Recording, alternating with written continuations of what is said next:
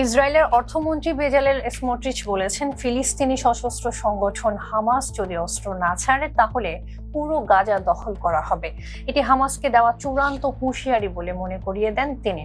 গত সপ্তাহে ইসরায়েল জানিয়েছিল 7 দিনের মধ্যে হামাসকে তাদের সব অস্ত্র এমনকি AK-47 সমর্পণ করতে হবে, অন্যথায় ইসরায়েলি সেনারা নতুন করে সামরিক অভিযান শুরু করবে।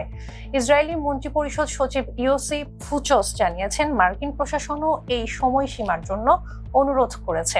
অস্ত্র সমর্পণ না হলে ইসরায়েলি বাহিনী নিজেদের উদ্যোগে গাজায় অভিযান চালাবে, কিন্তু হামাস এই দাবি প্রত্যাখ্যান করেছে। হামাসের জ্যেষ্ঠ কর্মকর্তা মাহমুদ মারদাবি বলেন, ইসরায়েলি নেতাদের বিবৃতিগুলো কেবল হুমকি, আলোচনার এদের ভিত্তি নেই। স্মোট্রিচ আবার হুঁশিয়ারি দিয়ে বলেন, কয়েকদিনের মধ্যে হামাসকে গাজা পুরোপুরি নিরস্ত্রীকরণের জন্য চূড়ান্ত সময়সীমা দেওয়া হতে পারে। এটা মানা না হলে ইসরায়েলি সেনারা নিজেদের উদ্যোগে ব্যবস্থা নেবে।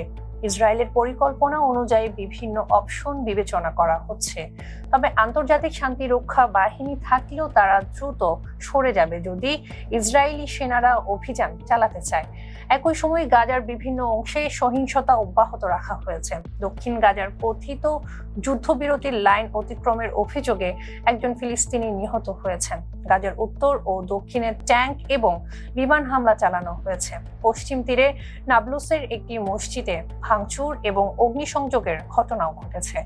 এর আগে 2023 সালের 7 অক্টোবর হামাসের হামলার জবাবে ইসরায়েল গাজায় সামরিক অভিযান শুরু করে। এরপর থেকে প্রায় 72,000 ফিলিস্তিনি নিহত হয়েছেন। যুদ্ধবিরতির পরও ইসরায়েলি বাহিনী গাজায় অর্ধেকের বেশি এলাকা নিয়ন্ত্রণ করছে। তথ্য অনুযায়ী যুদ্ধবিরতি শুরুর পর থেকে ইসরায়েলি হামলায় অন্তত 615 জন নিহত হয়েছেন। ফিস্টা বিপ্লবের সঙ্গে থাকার জন্য ধন্যবাদ।